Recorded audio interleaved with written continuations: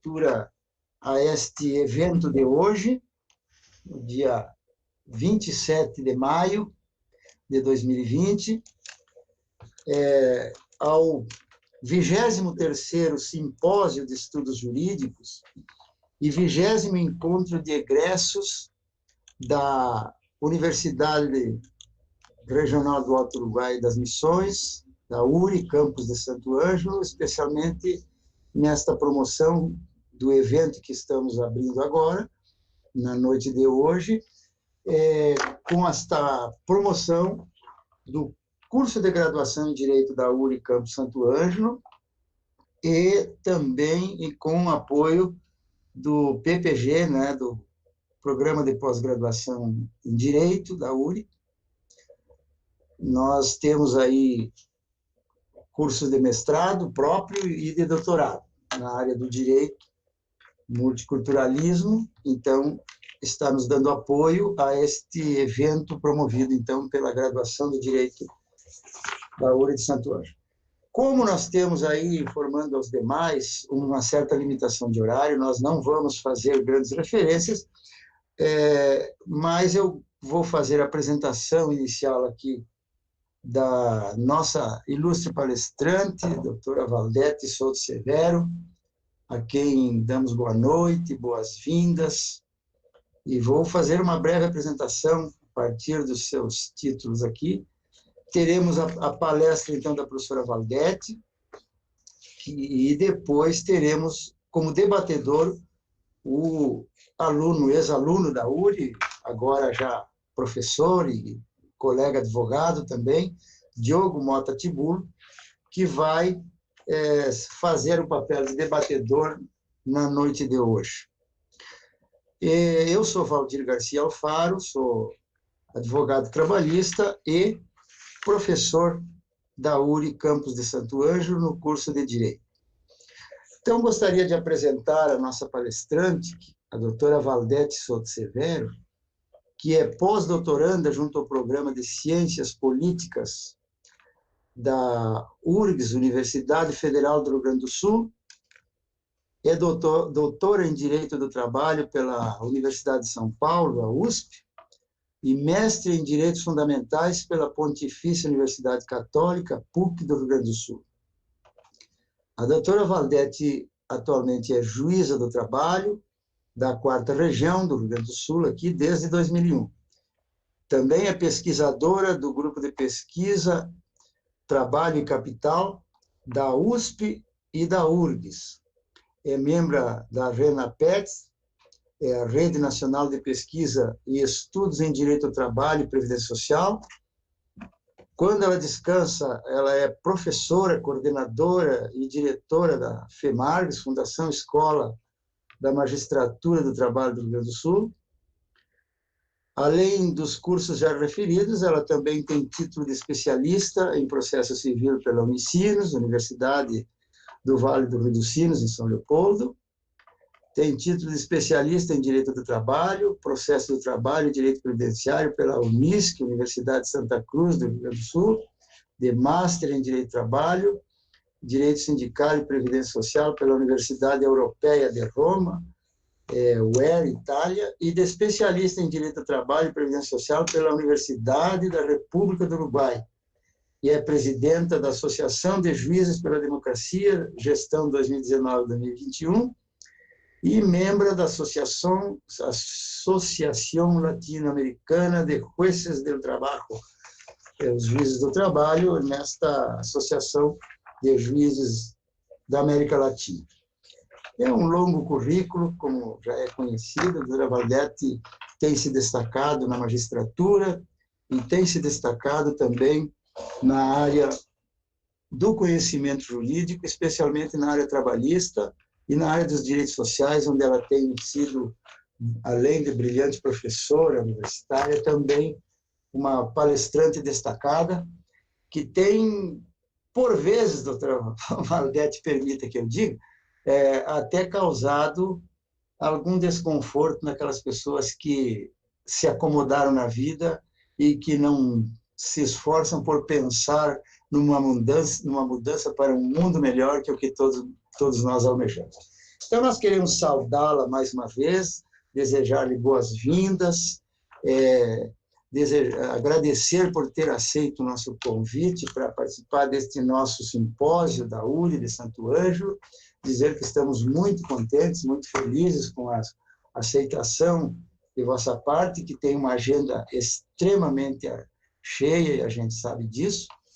Estávamos já tentando trazê-la em outras ocasiões e não conseguimos por questão de agenda, então, lhe agradecemos imensamente pela participação e, de imediato, para não privar aos participantes mais tempo de ouvir as vossas exposições, então nós vamos lhe passar a palavra, deixo para fazer uma apresentação do nosso debatedor, assim que houver o término da palestra da professora Valdete, só para que os outros saibam, então passaremos a ter a participação do nosso colega Diogo Mota Tibulo como debatedor. Professora Valdete, seja bem-vinda, sinta-se abraçada virtualmente, tenha uma boa exposição e aqui nas missões nós sempre estaremos de braços abertos para recebê-la. Esperamos poder fazer isso pessoalmente em outras ocasiões. A palavra é sua e estamos atentos de escutar. Obrigada, professora Alfaro. Boa noite a todos. Professora Valdete, só para que a senhora saiba que nós contamos no nosso simpósio com mais de 450 inscritos. Então, na sua tela, talvez você tenha um número menor de participantes, porque esses são os convidados e professores da casa. Mas nós temos um outro link de acesso para os nossos alunos, que é no estilo de live. Então, o nosso público ele é maior do que representa na sua tela, além do YouTube e Facebook, que também pode ser acompanhado pela comunidade acadêmica ou não. Só para registrar também, eu vejo a participação do professor André Coppetti, que é coordenador do nosso curso de pós-graduação, nosso programa de pós-graduação. Esse senhor de óculos, ele, entre tantas coisas, ele é poeta também. Então, seja bem-vindo, professor André, e lhe devolvo a palavra. Então, eu quero dizer boa noite a todas e todos e muito obrigado pelas gentis palavras do professor Alfaro e pelo convite tão carinhoso que a Luana me fez. Eu tenho uma certa dificuldade ultimamente em começar alguma fala dizendo eu estou feliz de estar aqui, porque a gente está vivendo um tempo tão esquisito, tão exigente, que a gente fica até assim constrangido às vezes de ter esses pequenos prazeres. E um desses prazeres que eu acho que é fundamental no momento como esse que a gente está enfrentando é esse do encontro, mesmo que seja um encontro virtual. Então, eu quero começar dizendo a vocês que sim, eu estou muito grata de poder estar nesse espaço virtual com vocês, sobretudo para debater um tema tão grave e relevante e atual como esse do direito do trabalho em tempos de crise. E esse foi o título, né, do que eu vim conversar aqui com vocês hoje, Direito do Trabalho em Tempos de Crise. E aí, para começar a falar sobre isso, acho que a primeira questão que a gente precisa se perguntar e se colocar é, afinal de contas, de que crise a gente está falando? Porque se a gente pega autores como Mandel, por exemplo, ele vai pontuar de uma maneira muito clara, inclusive, que o sistema capitalista, justamente porque ele é baseado na produção e na acumulação de bens e na acumulação de riquezas, ele nunca vai ser uma sociedade, a sociedade capitalista nunca vai ser uma sociedade para todos. Ou seja, ela vai sempre ter o problema de ter que lidar com uma parte da população que estará à margem das possibilidades do sistema, que estará excluída. E ele diz, essa parcela da população que estará excluída será cada vez maior quanto mais o sistema for se desenvolvendo. Além disso, ele chama atenção para o fato de que também os recursos naturais e o próprio meio ambiente são recursos finitos. E que, portanto, o desenvolvimento de um sistema como esse, de um sistema que não é para todos, porque ele parte do pressuposto da competição e, portanto, para que uma pessoa tenha muito, outras precisam não ter nada, e parte do pressuposto da exploração de tudo, inclusive da natureza, como se mercadoria fosse, esse é um sistema que vai viver em crise. Então, a conclusão dele, por exemplo, é isso, o capitalismo é crise. E se a gente olha para a história do capitalismo, mesmo que a gente fique só na história do nosso país, a gente vai ver que realmente a gente andou em ciclos. E na maior parte do tempo, nós estivemos lidando com crises financeiras, com crises econômicas, com crises muitas vezes geradas pela própria forma de convívio social que nós elegemos. Então, quando hoje, em 2020, a gente vai falar na crise, a gente está falando, obviamente, da realidade de uma pandemia, de uma doença desconhecida, de uma doença cujos efeitos nós não conhecemos ainda. E eu tenho dito ultimamente, li uma pesquisa científica que fala que a Covid-19 pode deixar cicatrizes no pulmão, mesmo para quem a enfrenta sem maiores problemas, sem necessidade de um atendimento numa unidade de terapia intensiva, mas pode ficar com sequelas de cicatrizes no pulmão, pode atacar o sistema nervoso central, pode dar problema renal e pode dar problema cardíaco.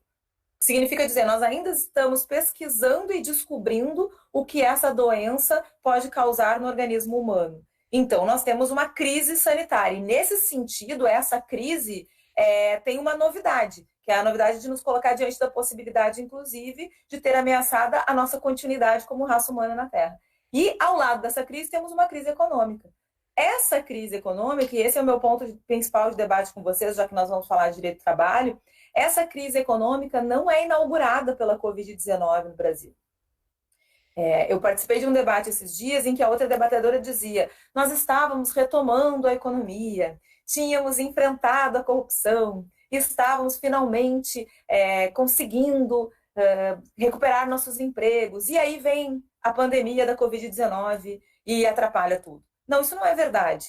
E basta que a gente acompanhe os dados para saber que isso não é verdade. Nós viemos há muito tempo numa lógica de crise econômica, que talvez a gente possa, né, identificar alguns momentos históricos em que ela é aprofundada, digamos assim, aquela crise de 2008, da qual a gente não se recupera, e que no Brasil se encontra com todo um processo social em 2013, de reivindicação por mudanças estruturais, porque uma lógica de inclusão por consumo não estava dando conta das necessidades da população brasileira de viver com o mínimo de decência, e nós continuávamos tendo um índice muito grande de pessoas vivendo completamente à margem das possibilidades de vida minimamente digna, e esse movimento acaba gerando no nosso país, por uma série de questões que não são objeto da fala, e portanto eu não vou me aprofundar nelas, acaba se aprofundando e resultando num golpe jurídico parlamentar. Não sou eu que digo isso, isso já está sendo dito, inclusive por aqueles que dele participaram, que rompe com um direito liberal clássico, que é o direito de voto, em 2016. E ali é como se a gente abrisse um fosso. Então, nós já vínhamos de um processo de crise que não era só econômica, de crise, inclusive, de programa político, de projeto de nação, porque nós tínhamos tentado instaurar no Brasil, especialmente nos governos anteriores a 2016, uma espécie de arremedo de Estado social, mas que não mexia nas estruturas de um Estado que é extremamente concentrador de renda, que tem uma lógica colonial e quase feudal, né, de sucessão de poder, em que as mesmas famílias predominam nos campos políticos, se perpetuam nos espaços políticos nos diferentes estados do nosso país, e uma mudança, uma tentativa de criação de um Estado social que não altera coisas muito básicas, como, por exemplo, uma educação crítica, uma educação que faça a gente pensar sobre o tipo de sociedade que a gente tem, uma distribuição de riqueza diferente. Vejam que a gente nunca tirou do papel algumas questões da Constituição brasileira, como a reforma agrária, como a taxação de grandes fortunas, ou seja, mesmo ali, nós já não tínhamos conseguido fazer mudanças estruturais que determinassem que nós estávamos caminhando para um projeto de nação, que fosse aquele projeto de nação que, bem ou mal, estava lá inscrito na Constituição de 88. Então, se a gente tiver que voltar mais um pouquinho para entender isso que a gente chama de crise hoje, né? O que nós temos no nosso país é um processo duro, sofrido, de abertura democrática depois das 2 décadas de ditadura civil, empresarial e militar, que torturou, matou e fez desaparecer muita gente no nosso país. E aí construímos uma Constituição que é um projeto de nação. Nós temos ali um projeto de nação, com vários defeitos, é verdade. E em certa medida, um projeto que talvez nunca pudesse realmente ser levado completamente a efeito. Mas existe ali um projeto de sociedade. Está lá nos primeiros artigos da Constituição, lá quando a gente diz que quer ser uma sociedade baseada na dignidade da pessoa humana e nos valores sociais do trabalho e da livre iniciativa, e não na livre iniciativa por si mesma. Uma sociedade que busca erradicar a miséria, reduzir desigualdades, uma sociedade em que os direitos sociais passam a ser fundamento da República. Quer dizer, nós tínhamos ali ao menos uma vontade muito clara de estabelecer um projeto de nação no nosso país. Só que o que nós vimos acontecer, inclusive pela conjuntura internacional, e inclusive por encontrarmos na década de 90 toda uma retórica de desconstrução dessa ideia de Estado Social através do documento 319 do Banco Mundial, do Consenso de Washington, de todo um movimento de destruição dessa ideia de Estado Social, que no nosso caso não tinha sido implementada ainda, era apenas um ideal, um propósito da Constituição. Ali na década de 90 nós já começamos a promover uma erosão desse projeto, ou desrespeitando o projeto, ou ignorando simplesmente as suas regras. Eu posso dar um exemplo trabalhista para vocês. O inciso 1 do artigo 7º nunca saiu do papel, nós nunca conseguimos efetivar proteção contra a despedida arbitrária no Brasil, mesmo tendo na CLT uma regra que tem conceito de despedida arbitrária. A gente segue dizendo que no Brasil é possível despedir sem dizer por quê, porque nós simplesmente ignoramos o texto constitucional. E em outras situações, nós esvaziamos de conteúdo o texto constitucional. E o exemplo mais claro é o salário mínimo, que está lá na Constituição, que tem que ser um valor que permita ao trabalhador e à sua família viver com dignidade, ter saúde, educação, moradia, lazer, e que hoje é de R$ 1.045, quando o Diese diz que apenas para ter condições de consumir uma cesta básica decente, uma família de 4 pessoas, apenas para isso, o valor do salário mínimo já teria de ser de mais de R$ 4.600. Então, nós fomos fazendo, na década de 90, um processo muito claro de esvaziamento ou de desrespeito, ou pelo menos, no mínimo, de desconsideração com esse projeto de sociedade que estava lá na Constituição de 88. Quando a gente entra nesse século XXI, a gente até tem uma mudança importante e um certo compromisso com os direitos sociais, mas repito a vocês, um compromisso que não mexe nas estruturas da sociedade brasileira, que não abala questões que são centrais para a gente realmente avançar no sentido de ter uma sociedade que seja para todo mundo, que pelo menos seja para a maioria das pessoas. Não diminuímos a concentração da renda na mão de poucas pessoas, não alteramos a forma de distribuição da riqueza, não conseguimos atingir esses pilares, digamos, de uma sociedade capitalista que não é aquela da Constituição, que não é solidária, que não é inclusiva, que não reduz desigualdades. E aí, quando nós chegamos nesse momento histórico em que há essa ruptura fundamental, me parece, inclusive com o direito liberal clássico, que é o direito de voto, em 2016, é como se nós abríssemos um portal. E a partir dali há uma clara opção por um modelo de sociedade que é absolutamente avesso ao Estado Social. E eu venho dizendo isso desde 2016. E isso cada vez fica mais claro. Já em 2016, nós aprovamos a Emenda Constitucional 95, que congela gastos sociais apenas por 20 anos. E que significou, em 2019, uma redução de investimentos só na área da saúde da ordem de 20 bilhões de reais. Então, e nós não tínhamos pandemia, mas nós já estávamos claramente vivendo uma crise inclusive do modelo de sociedade que nós tentamos implementar, ou que pelo menos nós, de algum modo, nos comprometemos a implementar a partir de 88 e que nós destruímos. Desde então viemos destruindo, mas a partir de 2016 destruímos com muito mais força. E aí, além da Emenda Constitucional 95, a gente tem em 2017 a chamada reforma trabalhista, que não é uma reforma. E ali nós também temos um dado muito claro da crise que nós estamos enfrentando, que é, no meu sentido, inclusive uma crise de instituições, que é o desrespeito às regras do jogo liberal. Quer dizer, a partir dali, nós não estávamos só boicotando ou esvaziando o conteúdo dos direitos sociais, mas também nós estávamos rompendo aquele pacto simbólico de acreditar na funcionalidade das instituições. E eu digo isso dando o exemplo da reforma trabalhista, porque a reforma trabalhista foi aprovada em 2 meses.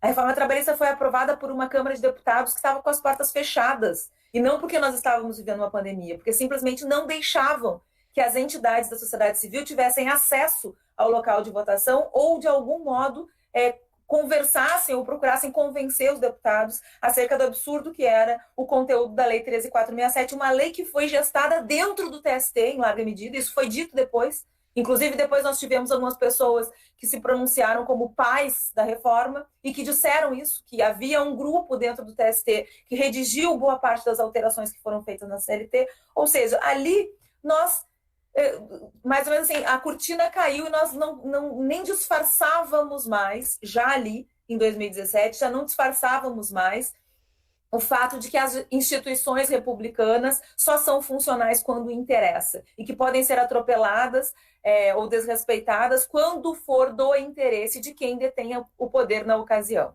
Bom, a reforma trabalhista foi aprovada, entrou em vigor logo em seguida, em novembro de 2017, alterou mais de 200 artigos da CLT. Na sua linha, praticamente junto com ela, foi aprovada uma outra lei, que é a 13.429, que ampliou as possibilidades de terceirização. E ali nós tivemos várias questões que são assim muito caras para o direito do trabalho, que foram simplesmente destruídas. E o exemplo, para mim, mais emblemático é o da jornada. Porque, embora fosse verdade que nós já tivéssemos acordos e convenções coletivas desde a década de 90, falando da tal jornada de 12 horas por 36 de folga, como se fosse algo bom para a classe trabalhadora, o que a gente vê acontecer na lei de 2017 é que passa a ser possível que qualquer trabalhador pactue de forma individual com o seu empregador, jornada de 12 horas sem intervalo. Então, vejam só, aqui fica muito claro. Nós temos uma ordem constitucional que chancela um limite de duração de horário, que é o limite da Convenção 1 da OIT, da primeira convenção da OIT, aprovada em 1919. Um limite que nós tínhamos que estar discutindo já, por ser um limite absolutamente desumano para uma sociedade que já avançou em tecnologia como a sociedade ocidental já avançou, e para o número de pessoas capazes de trabalho que nós temos no mundo. Já tem vários estudos demonstrando que nós poderíamos estar discutindo redução de jornada, e que trabalhar 4 horas por dia seria suficiente para que as pessoas todas tivessem emprego e dessem conta das necessidades de produção e de prestação de serviços. Em vez disso, o que nós fizemos em 2017 foi pegar o parâmetro das 8 horas, que é um parâmetro fixado em nível internacional lá em 1919, portanto, né, de 100 anos atrás, quase 100 anos atrás. Em 2017, esse parâmetro foi completamente destruído. Porque quando o 59 diz que é possível um trabalhador individualmente pactuar 12 horas sem intervalo, o que está dizendo concretamente é que eu vou ser contratado para um salário que remunera as minhas 8 horas, mas vou entregar 4 horas a mais de graça para o meu empregador todos os dias. E, portanto, aí eu quebro de uma vez só o limite da jornada, o limite constitucional da jornada, e aquele sinalagma, aquela correspondência entre salário e o tempo que eu coloco à disposição do meu empregador. Mas nós não nos espantamos. Assim como não nos espantamos com o que aconteceu em 2016, não nos espantamos suficientemente com o teor destrutivo da reforma trabalhista de 2017. E acreditávamos, né, eu não, mas muita gente acreditou, na promessa que os pais da reforma fizeram, então, de que essas alterações trariam maior competitividade e geração de empregos para o país. Passados 3 anos, mesmo aqueles que apostaram na reforma são obrigados a admitir que não houve geração de emprego. Se vocês pegarem a PNAD, os índices do IBGE, os índices oficiais de desemprego e desalento, aliás, é interessante perceber que esse critério de desalento é um critério recente utilizado para a aferição das condições de vida da população brasileira, e desalentados são aquelas pessoas que já desistiram de procurar emprego. Vocês vão ver que esse número de desempregados e de desalentados vem crescendo continuamente e atinge um recorde em 2019. Então, em 2019, a gente tem quase 13 milhões de pessoas desempregadas, um número muito expressivo de desalentados, uma situação de miséria social que também atinge números recordes. O número de famílias sem água encanada, sem saneamento básico, nunca tinha sido tão grande no nosso país como em 2019, e tudo isso sem pandemia. E tudo isso com essa promessa repetida tantas vezes de que, se nós retirarmos direitos trabalhistas, nós conseguimos resolver o problema da crise econômica. Não funcionou em 2017 e não vai funcionar agora, quando o governo atual segue fazendo a mesma aposta. Porque quando a pandemia chega ao Brasil no início desse ano, a dúvida que se tinha era justamente essa. Se nós íamos seguir nessa mesma toada, né, que não se esgota na reforma de 2017, porque em 2019 a gente tem a Lei da Liberdade Econômica, a MP 905, que é uma reforma mais profunda ainda do que aquela de 2017, e que só não foi aprovada porque foi retirada de pauta por falta de tempo do Senado para articular a sua aprovação, mas vocês sabem muito bem que ela foi votada até de madrugada pela Câmara de Deputados este ano, a MP 905, em regime de urgência, justamente porque havia um interesse do parlamento de que ela fosse aprovada. E pasmem vocês, ela volta agora disfarçada no projeto de lei de conversão da MP 927 em texto de lei. Já há um projeto de conversão das duas MPs do atual governo, da MP 927 e da MP 936. E no texto de conversão da MP 927, o conteúdo da MP 905 volta de novo todo para dentro do texto do projeto de lei. Quer dizer, e o que dizia a MP 905, essa de 2019, e que acabou não sendo aprovada porque foi revogada pelo atual presidente no último dia de vigência?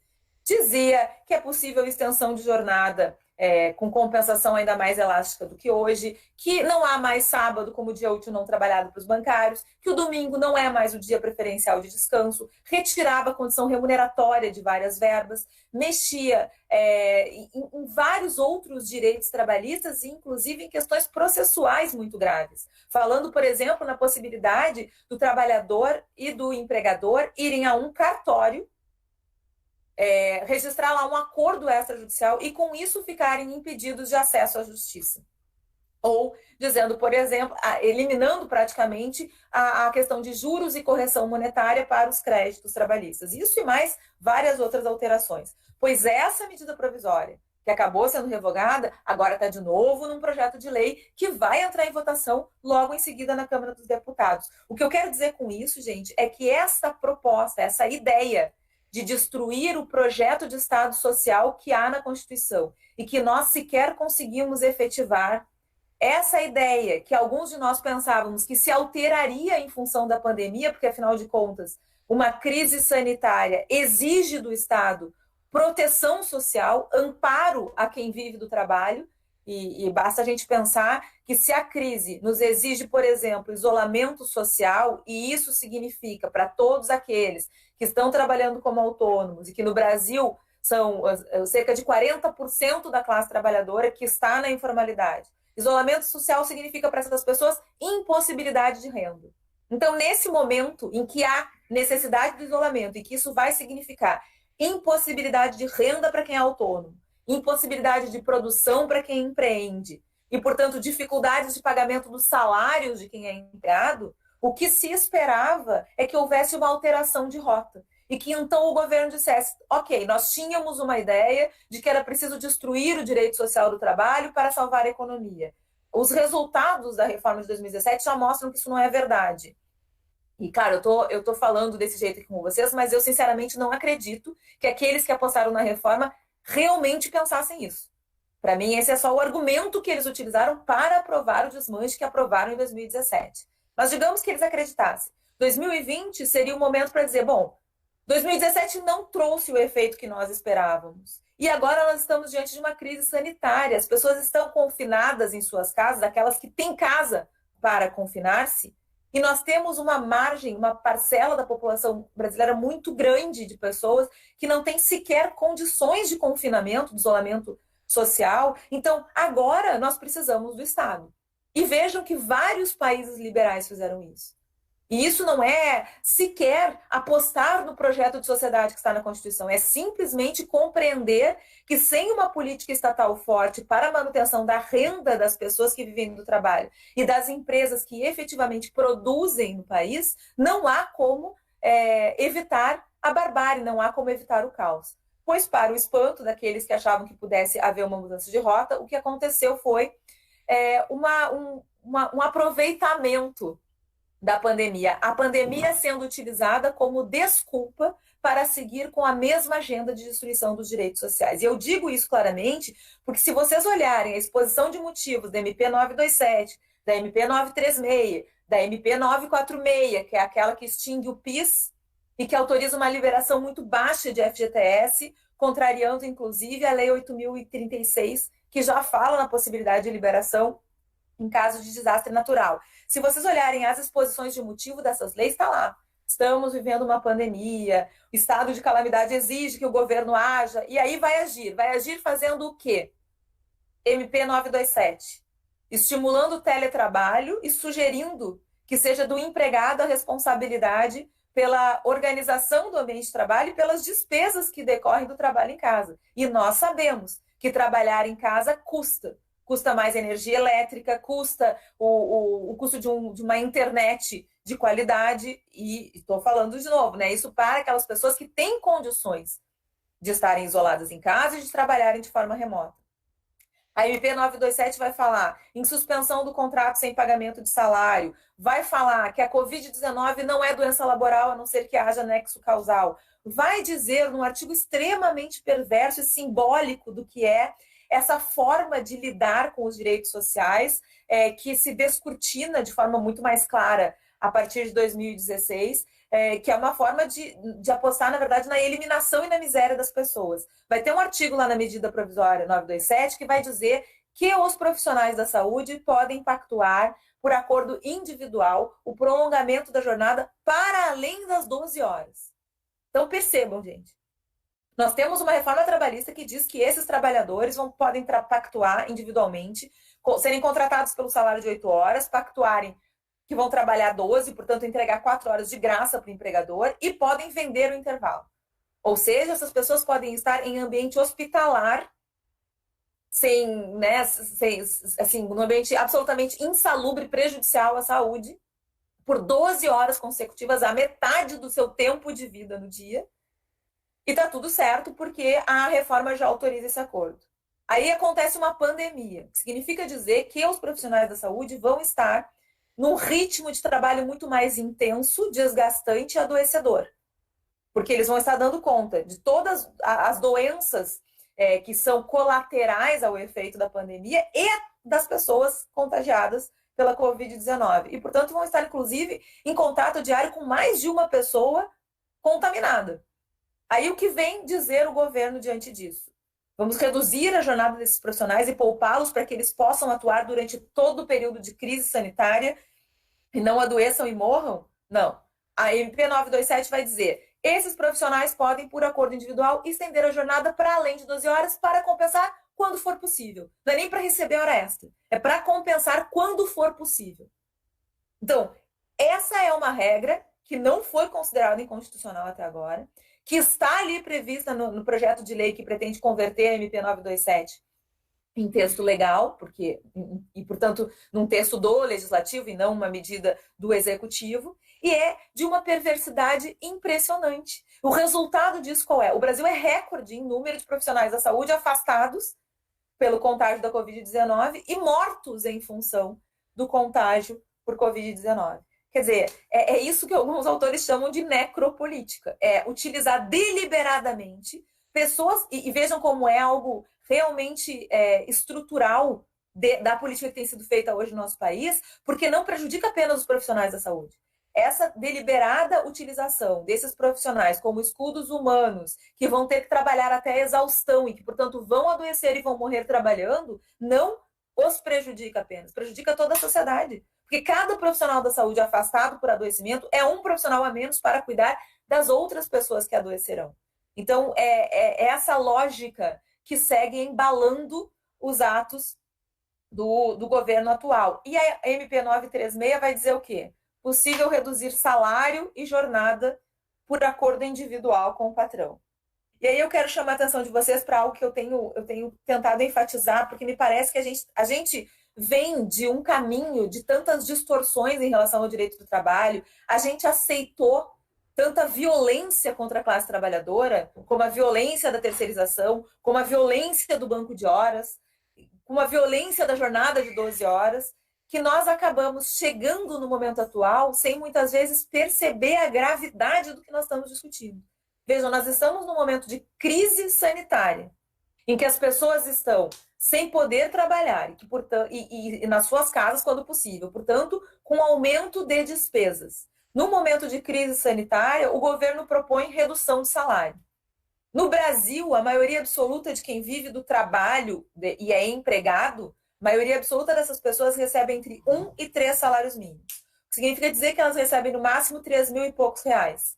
O que o governo está propondo, e não propondo, efetivando, porque pelos dados oficiais, 1 em cada 5 trabalhadores com carteira assinada já teve redução ou suspensão do seu contrato em razão da pandemia, o que o governo está propondo é que essas pessoas consigam sobreviver durante uma crise sanitária, com mais gastos na família, com a metade do valor ou com menos 70%. A MP autoriza a redução de até 70% do valor do salário. E aí a discussão que se faz, é isso que eu quero dizer, né, que às vezes a gente perde um pouco a noção do que está em jogo. A discussão que se faz é, mas não pode ser por acordo individual, teria que ser através dos sindicatos. E, inclusive, no projeto de lei, porque a Câmara de Deputados está preocupadíssima com isso. Não está preocupada em taxar grandes fortunas, não está preocupada em estabelecer uma divisão de renda diferente, não está preocupada em determinar que hospitais particulares atendam ao SUS durante a pandemia, não está preocupada em dizer que as instituições financeiras usem os dividendos que recebem para aplicar na sociedade e para promover essa divisão necessária de riqueza para que a gente subsista a pandemia. Nada disso é preocupação da Câmara de Deputados, mas está preocupada em converter essas duas MPs em texto de lei. E na proposta de conversão da MP 936, segue essa mesma lógica. É possível por acordo individual e a única preocupação que se tem é que se chame o sindicato ou que, se houver negociação coletiva sobre isso, essa negociação coletiva prevaleça sobre o acordo individual. Quando, na verdade, todos aqueles que acreditam no direito do trabalho tinham que estar dizendo: não faz sentido algum, numa sociedade capitalista, reduzir salário durante um período de crise aguda como esse que nós estamos vivendo. E aí vocês podem pensar, mas como que fica o empresário, o pequeno empregador, aquele cara que está com dificuldade, que também está em sofrimento, que não está conseguindo dormir à noite porque não consegue honrar a folha de pagamento? Pois bem, se nós olharmos para as experiências de outros países, veremos que o que eles estão fazendo é transferência efetiva de renda para quem emprega. E o nosso governo não está fazendo isso. Nosso governo propõe redução de salário. Nós discutimos se essa redução tem que ser por acordo individual ou acordo coletivo, mas não há nenhuma proposta de transferência efetiva de renda que garanta pagamento integral dos salários e a sobrevivência de quem realmente emprega no Brasil. Ao contrário, o que o governo oferece através de uma outra MP aos empresários é empréstimo bancário. Empréstimo bancário, com juros menores, de 3,75 ao mês, para ser pago em até 36 meses. Mas, vamos lá, as empresas, as pequenas empresas no Brasil, os verdadeiros empregadores do nosso país, já estão endividados. E já estavam endividados antes mesmo do advento da Covid-19, dessa crise aguda determinada pela necessidade de interrupção abrupta do consumo e da circulação de riquezas. Esses empresários que estão endividados não podem sequer se beneficiar desse empréstimo bancário, porque o empréstimo bancário com esses juros menores depende de que o empresário não tenha outras dívidas, senão ele já é barrado. Ou seja, a proposta que se faz de enfrentamento do que se encara como uma crise, é realmente mais uma grave crise do sistema, é retirar direitos de quem vive do trabalho, e a maioria das pessoas que consomem na sociedade são pessoas que vivem do trabalho que fazem, e, portanto, ao se retirar salário, o que se está retirando é possibilidade de consumo, e ao retirar a possibilidade de consumo, nós também impedimos que esses empregadores sigam existindo, que essas empresas sigam existindo, porque não vai haver quem consuma os seus produtos. E para os empresários, para os pequenos empresários, a proposta é o endividamento através de empréstimo bancário. Então, o que nós temos diante de nós? Uma completa ruptura, no meu entender, com o projeto de sociedade que nós instituímos, ou pelo menos nos propomos a instituir, e não chegamos a instituir, em 88 na Constituição. E a grande questão aqui, o grande problema dessa ruptura é que essa aposta na completa destruição de um Estado social é, em última medida, a aposta na destruição da sociedade que nós temos. Porque não existe sociedade capitalista sem produção e não existe sociedade capitalista sem uma população com capacidade de consumo, ou seja, sem circulação de riquezas. Então, mesmo que nós estivéssemos aqui num painel de direito empresarial, falando de economia e tentando entender o que está acontecendo no nosso país em relação às regras trabalhistas, mas da perspectiva da economia, eu estaria dizendo a vocês a mesma coisa. Sob a perspectiva da economia nacional, tudo que nós estamos fazendo é destruir qualquer possibilidade de enfrentamento da crise presente e do momento futuro. E vejam que a gente não sabe nem quando essa crise vai passar e nem se ela vai passar. Porque a verdade é que nós não sabemos ainda se, por exemplo, quem já foi contaminado uma vez fica imune, ou se daqui a pouco a gente vai ter que fazer mais um período de isolamento social, e se nós vamos conseguir voltar a uma lógica de produção e consumo como nós tínhamos. E acho até que vai ser muito difícil, nós vamos ter que repensar, inclusive, essa lógica. Só que é complicado repensar essa lógica, ou conseguir passar por esse estágio mais agudo dessa crise que nós estamos enfrentando, se nós sabemos, e é o que vai acontecer, que quando o momento pior passar, o que vai ter como o quadro que nós vamos ter no Brasil vai ser de famílias endividadas, porque vamos lá, as famílias gastam o salário que elas recebem. Quem ganha 1 ou 2 salários mínimos não guarda dinheiro na poupança, consome com dívidas ordinárias, com supermercado, com aluguel, com luz. Essas pessoas não vão dar conta dessas despesas ordinárias, porque vão ter os seus salários reduzidos ou vão estar desempregadas, e esse é um outro detalhe, né? Que essa proposta de reduzir salário vem sob o argumento de que com isso estaríamos preservando emprego e renda, e nós batemos mais um recorde de março a abril, mais de 1 milhão de pessoas perderam o emprego só no período de um mês entre março e abril, e, portanto, sequer preservar os empregos nós estamos conseguindo. Então, quando passarmos por essa fase mais aguda, nós vamos ter famílias endividadas e empresários endividados. E aí, como nós vamos fazer para girar a máquina e para fazer a sociedade voltar a ser funcional? E tudo isso nos dá a medida de que essa proposta de eliminação completa de Estado Social é uma proposta que não serve. Não serve para quem vive do trabalho e não serve para quem emprega e empreende. Não serve simplesmente porque é a exata antítese de projeto de nação do nosso país. Bom, aí a gente tem que se perguntar quem está se beneficiando desse tipo de gestão de crise através da eliminação dos direitos sociais, porque certamente não é quem vive, consome, emprega e produz dentro da realidade brasileira. Tudo bem, esse quadro é terrível, né? Mas não adianta também só mostrar esse diagnóstico sem que a gente tenha perspectiva do que pode acontecer daqui para frente.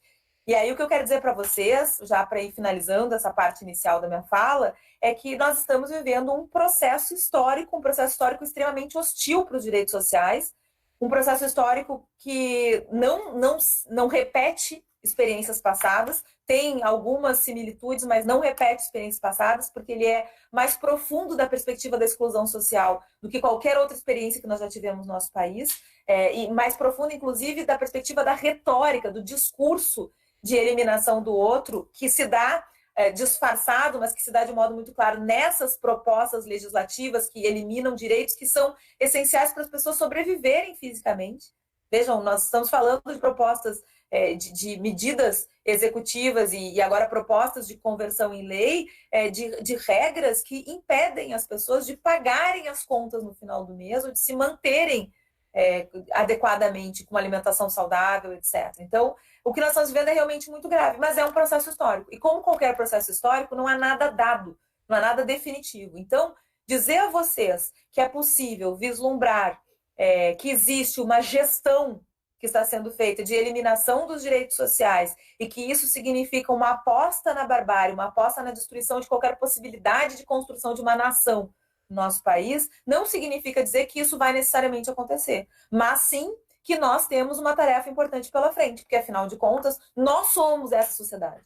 Nós somos essa sociedade que, de algum modo, compactuou com a erosão que vínhamos tendo até hoje, de terceirização, de destruição da ideia de concurso público, de fragilização da regulação do tempo de trabalho, de redução dos valores de salário, mas nós não precisamos continuar sendo essa sociedade que simplesmente assiste esse processo de caminhada para a barbárie sem fazer nada, ao contrário. E aí o que eu quero dizer a vocês, especialmente aos estudantes que estão nos assistindo, que nós temos uma tarefa histórica pela frente. E essa tarefa passa pelo resgate da importância histórica do direito do trabalho. Eu vi alguns comentaristas comparando o que a gente está vivendo hoje com o que aconteceu no final da década de 20, especialmente ali em 29, com a quebra da Bolsa de Nova York e a grave crise em que o capitalismo precisou se reinventar.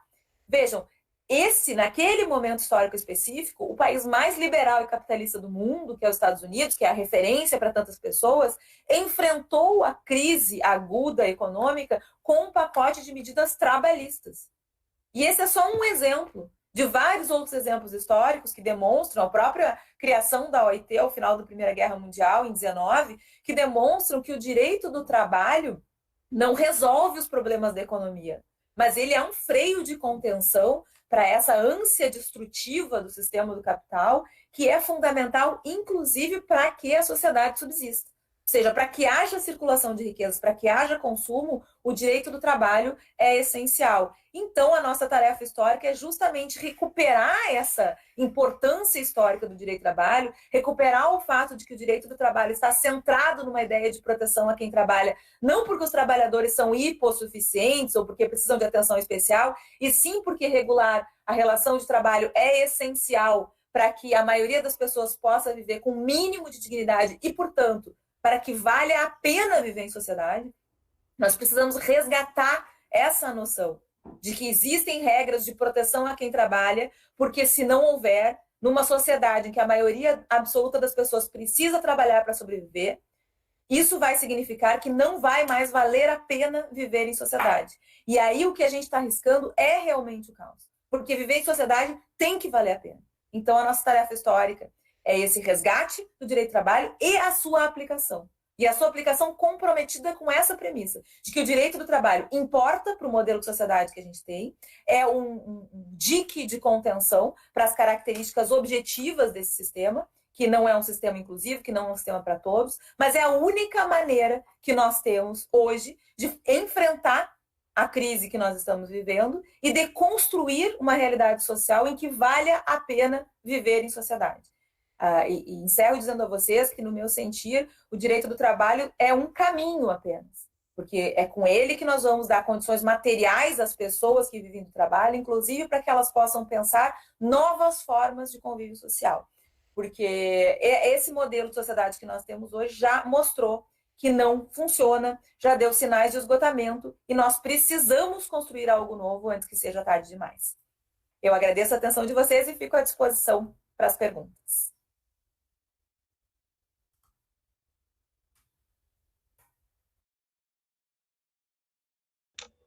Muito obrigado pela sua brilhante exposição, professora Valdete, como sempre, vibrante, como uma mulher comprometida com a transformação da sociedade. Agradecemos imensamente, foi brilhante a sua palestra. Eu vou dar continuidade ao evento, pedimos então que a senhora nos assista por uns minutos, enquanto vamos dar a palavra ao nosso debatedor e depois, então, abrimos para as perguntas. Essa seria a sequência. Estamos aqui, então, realizando o 23º Simpósio de Estudos Jurídicos, o 20º Encontro de Egressos, promovido pelo curso de Direito, de Graduação em Direito da URI, Campus de Santo Ângelo, com apoio do PPG em Direito, também da URI Campus de Santo Ângelo, e, nesta noite, recebendo como palestrante a nossa brilhante professora, doutora Valdete Souto Severo, juíza do Tribunal Regional do Trabalho da 4ª Região, que nos honra com a sua fala, e tendo como debatedor, então, o nosso aluno, ex-aluno, egresso, e agora professor e advogado, Diogo Mota Tiburi. Eu quero, antes de chamar o Diogo, fazer apenas um registro, professora, que um agradecimento aqui à Luana e à professora Charlize, especialmente, na pessoa de quem agradeço a todos pela organização do evento. A professora Charlize é coordenadora do curso de graduação em Direito da nossa URI de Santo Ângelo, a professora Charlize Colette Gimenez, que está presente também aí nos bastidores, quietinho. E quero registrar a presença, então, dos professores do curso de Direito, o professor André Copete, que eu já referi porque visualizei ele ali, e dos demais que se fizeram presentes naquele momento eu não visualizava, então vou referir aqui o doutor Francisco Brasilo, professor Francisco Brasil Popular Cacaio, aí, né? Professor Jorge Maronese, professor Eduardo Donadel, professor Amílcar Guidolinho, professor Eduardo Mendes, professor Antônio Gilmar Bedin, professor Delciomar Gatelli, professora Janete Rosa Martins, o professor Francisco Lira, seu colega magistrado na área do direito comum, né, estadual, e a professora Nelci Meneguzzi, que também é professora na área do direito do trabalho da nossa universidade. Então, eu, de imediato, apresento o nosso debatedor, Diogo Mota Tibulo, com quem convivemos um bom tempo na universidade, enquanto cursou a graduação aqui na URI de Santo Ângelo, é nosso egresso. Ele possui graduação em Direito pela URI de Santo Ângelo, MBA Executivo em Administração Global pela Universidade Independente de Lisboa, UNI, em convênio com a Fundação de Estudos Superiores da Administração e Gerência, FESAG, 2006. Pós-graduado em Direito do Processo de Trabalho pela Universidade de Anhanguera, UNIDERP. Advogado já com uma larga experiência de mais de 11 anos em Departamento Jurídico de Indústrias de Grande Porte. Atualmente é mestrando em Gestão Estratégica de Organizações, MGO, pela Universidade Regional Integrada do Alto Uruguai das Missões, URI, e professor universitário, segundo eu soube, aqui na FEMA de Santa Rosa e também na URI de Santo Ângelo. Tem experiência na área do direito, com ênfase em direito privado, atuando principalmente no direito do trabalho empresarial, segurança e medicina do trabalho. Grande amigo, grandes saudades, seja bem-vindo e lhe damos a palavra aí por máximo de 15 minutos, devido ao nosso compromisso da nossa palestrante, para que oportunizemos depois as perguntas. Tenho certeza que nos abrilhantará com colocações dignas de serem ouvidas e refletidas. A palavra é sua. Muito obrigado, professor Valdir Alfaro, é uma honra. Agradeço o convite da URI, da professora Charlize, me senti lisonjeado. Professora Valdete, é um prazer ouvi-la pela segunda vez. Tive a oportunidade de presenciar a sua palestra aqui no Sindicato das Indústrias da Alimentação. A oportunidade do professor Valdir Alfaro também se encontrava, e é um prazer imenso ouvir a senhora novamente, tá? De tudo que eu vi, e gosto muito de ver pontos de vista sempre, né? É sempre importante a gente ver o posicionamento das pessoas, em especial das pessoas que se dedicam tanto quanto a senhora ao direito do trabalho, né? A sua caminhada é longa nesse sentido e isso é visível. A sua palestra de, sei lá, 2, 3 anos atrás, hoje eu vejo ela sempre melhor, e sempre mais atual, e sempre mais lúcida, e sempre recheada de bons exemplos aí para a gente poder contextualizar com esse momento que a gente está vivenciando, né?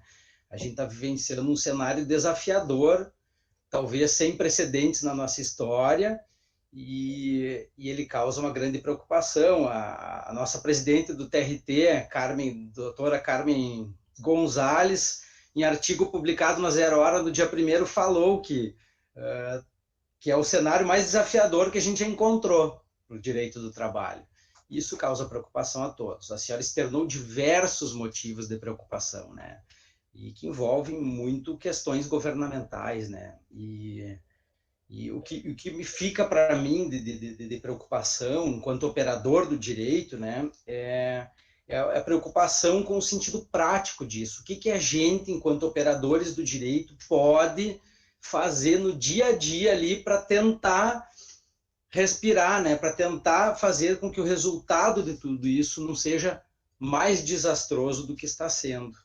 E aí me ocorreram algumas coisas que eu gostaria de ponderar aqui. Eu particularmente penso, né, que o momento não seja de acentuar polaridades, né, que o momento ele peça, na verdade, união de esforços. Esse momento ele pede... Eu penso que a pandemia não é uma questão de A ou de B, ela é uma questão de saúde pública, ela é uma questão muito maior, ela não é uma questão brasileira, ela é uma questão mundial, né? E por conta de todas essas características peculiares desta crise, eu acredito muito que talvez, e a senhora até falou, ao final do seu discurso, falou em resgate. Eu acho que seja um momento, né, de, na prática, nós, operadores do direito, e aí eu me coloco, inclusive, no papel de advogado, que trabalhou 11 anos aí dentro do departamento jurídico, né, de grandes indústrias, o momento de você ressignificar e de resgatar o papel dos sindicatos. Talvez essa seja uma alternativa prática, né? Porque se a gente for nas linhas das MPs que vêm sendo editadas, a tendência toda é para que a gente vá caminhar para acordos individuais. Eu nunca gostei, particularmente, nunca gostei de acordos individuais.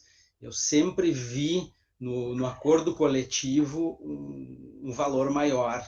E aí eu penso, então, que talvez a alternativa para o empresariado brasileiro aí seja sentar uma mesa, negociar e conversar, né? E conversar com horizontalidade, né? Com seus sindicatos, né? E aí, porque só assim nós vamos estar pensando no bem comum.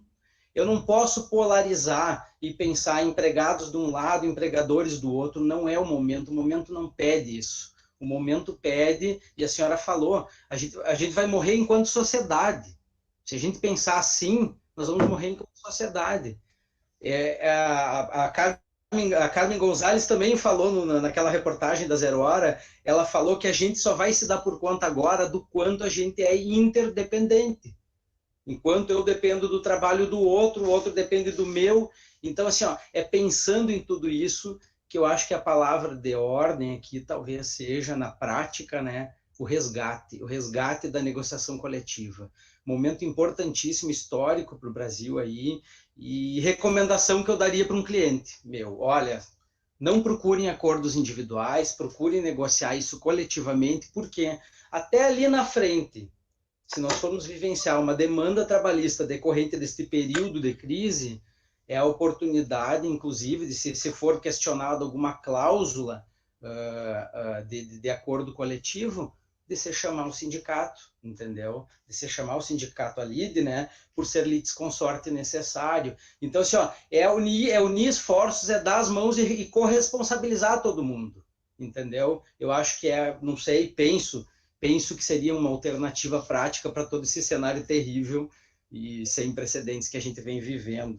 E aí, doutor, o que eu gostaria de questionar e perguntar para a senhora, com toda essa visão ampla que a senhora tem dessa crise, que legado a senhora acredita que essa pandemia vai deixar para o direito do trabalho?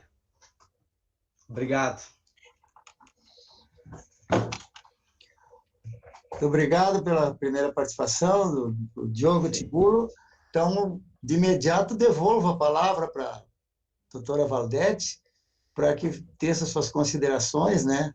Obrigado pela compreensão de estar limitando. Eu sei que o colega tinha muito mais coisa para colocar. Eu tentei ser enxuto.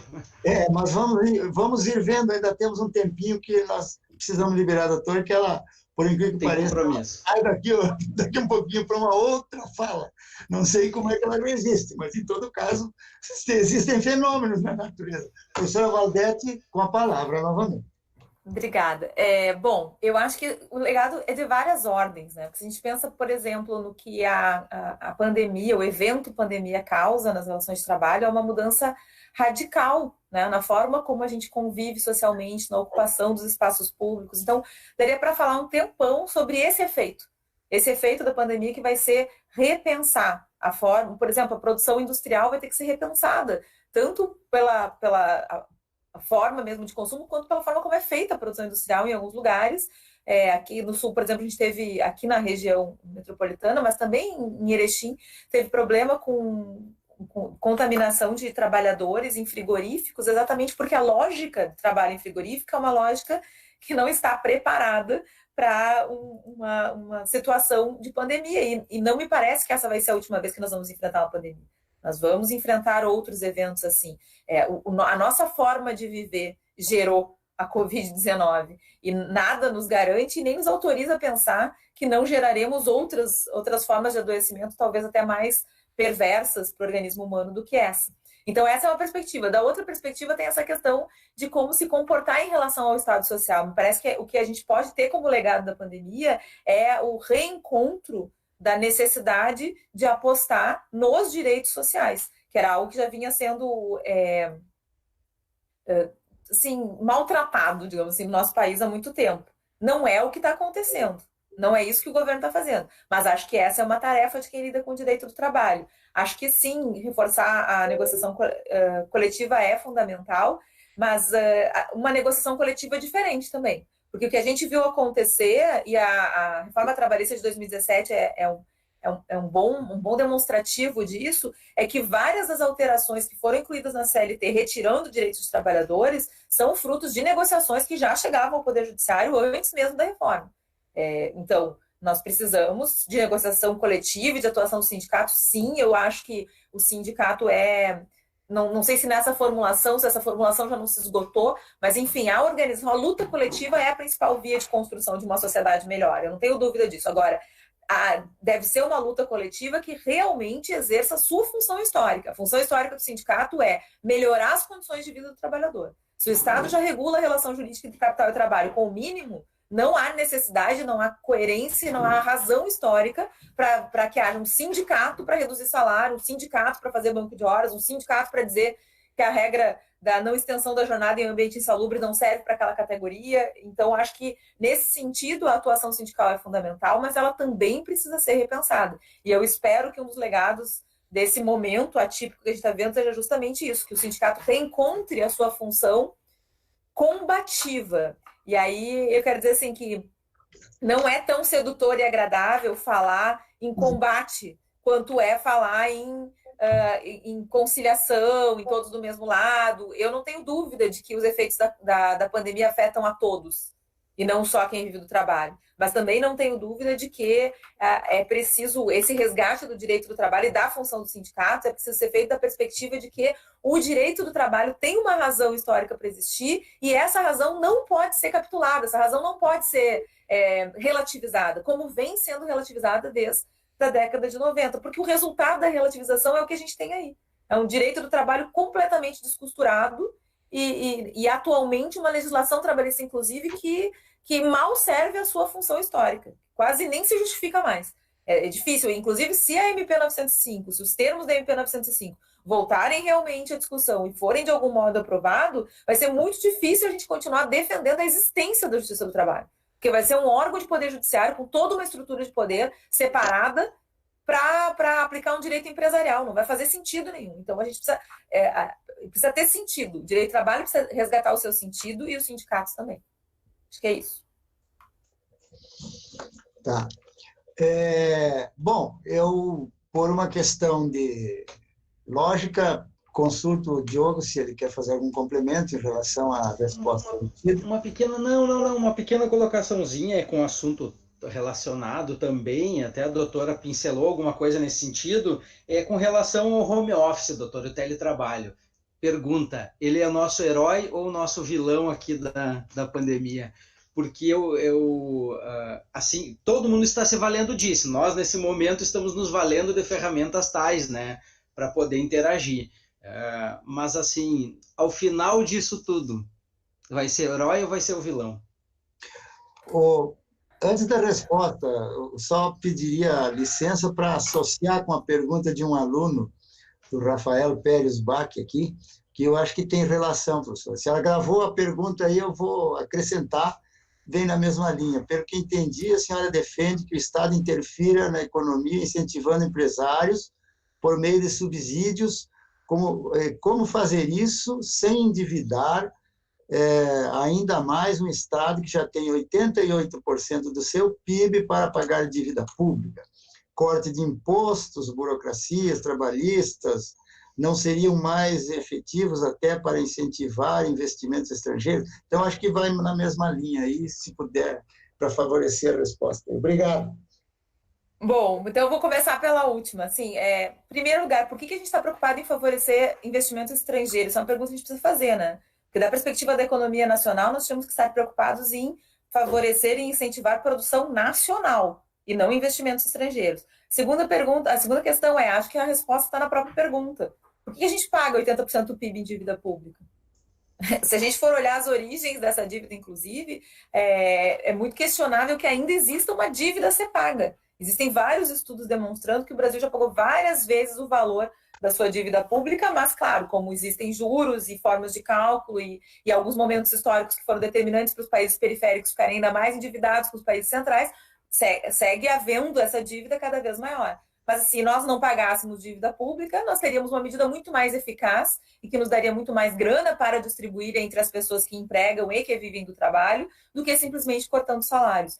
Então, acho que a gente tem que ter uma mudança de perspectiva. Eu sei que o que nos apresentam todo o tempo, inclusive a mídia, etc., é que a única solução que se tem é retirar impostos ou reduzir direitos sociais. Essa é a pior solução de todas. Os impostos precisam ser bem empregados, eles não são mal em si. O problema é se eles são ou não utilizados para aquilo que eles deveriam. E os salários produzem consumo. Os salários é que fazem a mercadoria, a roda da economia girar. Então, reduzir salário para a perspectiva da economia nacional é um grande equívoco. E quanto ao teletrabalho ser um vilão ou um herói, na real, não é nem uma coisa nem outra ou as duas coisas. Porque, veja, a gente não estaria aqui hoje se não fosse teletrabalho. E é uma realidade que concretamente não vai poder ser abandonada mais, me parece. Até porque nós não sabemos quanto tempo vai durar o isolamento e quantos isolamentos sociais nós vamos ter que fazer daqui para frente. Só que nós temos que entender que é um caminho, em primeiro lugar, elitista, porque 1/3 da população brasileira não tem acesso à internet. E, portanto, se nós quisermos apostar no teletrabalho como algo positivo, nós precisamos repensar isso, as pessoas precisam ter acesso à internet, senão não adianta falar em teletrabalho. E também é uma forma de trabalho extremamente adoecedora, porque ela retira a possibilidade de desconexão. Já tem vários estudos que também demonstram isso. E a gente está vivendo isso agora, né?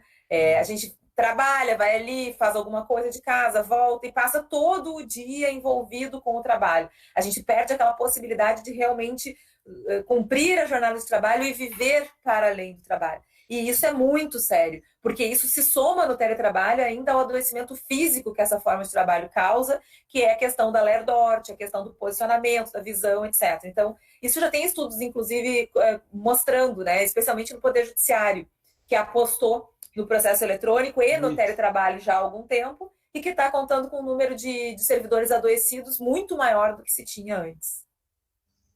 Perfeito, doutora. Eu comungo da opinião também com relação... Ele é necessário, é um mal necessário, né? Quem sabe a oportunidade agora é repensá-lo daqui para frente. Repensar as condições de teletrabalho, né? Já que vai ser uma realidade sem volta, né? Professora Valdete, nós então temos ainda mais espaço, acho, professora Luana, aqui da organização, para mais umas 2 ou 3 perguntas, eu não sei se o tempo ainda é possível. Aí eu vou repassar uma pergunta que me foi encomendada por um grupo de alunos do 10º semestre, a respeito desta reforma trabalhista e destas medidas todas.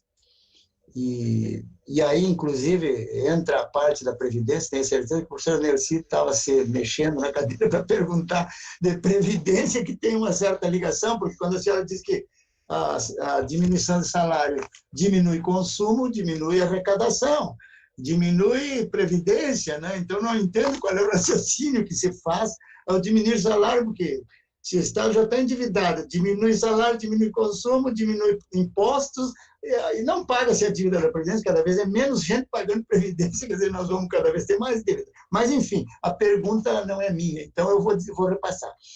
Como é que a senhora vê esta reforma trabalhista e toda esta lógica de que está sendo feito na área trabalhista, previdenciária, observado ou comparado e cotejado com o princípio do não retrocesso, que é um princípio, né, ou da progressão, enfim, que é um princípio sustentado pela OIT, pelas organizações internacionais, tudo. E que também a Constituição Federal consagra, lá no artigo 7º, o dizer que são direitos dos trabalhadores urbanos e rurais, além de outros que visem a melhoria da sua condição social. Quer dizer, ela aponta para uma progressão, para melhorias, e não para a volta atrás, né? Não para um passo atrás. Então, a pergunta é nessa linha. E antes de lhe passar a palavra, eu quero salientar, tem o seu livro aqui. A professora Valdete escreve o direito à desconexão, né? Um livrinho que eu tenho utilizado com os meus alunos, desconexão. Quem diria que, em vez de se desconectar, nós iríamos nos desconectar tanto assim como agora? São os professores aqui, todos os advogados e os colegas estão 24 horas interligados. Mas, enfim, a palavra é sua. Então, eu acho que agora a gente está tendo uma oportunidade de perceber o quanto do direito é retórica e o quanto é prática e efetiva. O princípio do não retrocesso social, que realmente está na Constituição, na verdade é uma conquista histórica daquele momento, da segunda metade do século XX, quando ele é elaborado, né, numa tentativa de transformar o direito, ou de deixar o direito mais comprometido com a moral, né, de acabar com aquela separação estanque entre direito e moral e compreender que existe uma função moral no direito, existe uma função moral que está lá na nossa Constituição. Se a gente diz que a gente é um Estado que está baseado na dignidade humana e, portanto, na preservação da dignidade de cada um, é porque nós estamos dizendo que existem valores que importam quando da aplicação do direito. E aí o não retrocesso social vem nessa linha para dizer, todos os avanços sociais que a sociedade consegue obter não podem ser retirados, porque a gente tem que caminhar para frente, afinal de contas, a sociedade existe por uma razão, tem que valer a pena viver em sociedade. Só que isso é discurso. E esse discurso vem sendo disputado de uma forma cada vez mais clara por um outro discurso que apareceu até na pergunta anterior, que é aquele que te diz assim, não, mas o Estado é como a sua casa, não pode gastar mais do que arrecada, o Estado tem limites, a gente precisa pagar a dívida pública, e, portanto, nós podemos abrir mão de direitos sociais em nome de uma lógica que, como eu procurei demonstrar na minha fala anterior, não é uma lógica sequer econômica da perspectiva de uma economia funcional, saudável, etc. Nem sob parâmetro econômico essa lógica se justifica. Só que essa lógica vem destruindo a noção de não retrocesso social. Agora, o que eu quero chamar a atenção é, a gente nunca observou esse princípio, na verdade. Porque se a gente olhar o artigo 7º, no caput diz, são direitos dos trabalhadores brasileiros, vírgula, além de outros que visem a melhoria da condição social. E ali nós teríamos o não retrocesso. O que nós viemos fazendo no direito do trabalho desde a década de 90 é não só eliminar aqueles direitos, ou pelo menos o conteúdo daqueles direitos ali, como também não construir, não avançar para novos direitos. E aí a gente chega num ponto em 2020 que a gente está com muito medo de perder o que se tem.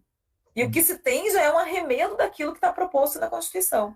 Então, não é agora, no momento atual, que o princípio do não retrocesso está sendo desrespeitado. Me parece que ele nunca foi respeitado, de verdade, pelo menos não quando o assunto é direito do trabalho. Muito bem, muito obrigado pela resposta, professora. Sem querer explorar, mas eu tenho mais uma pergunta aqui do nosso ilustre professor Gilmar Antônio Bedin, que é professor da Unijuí, aqui da URI também, né?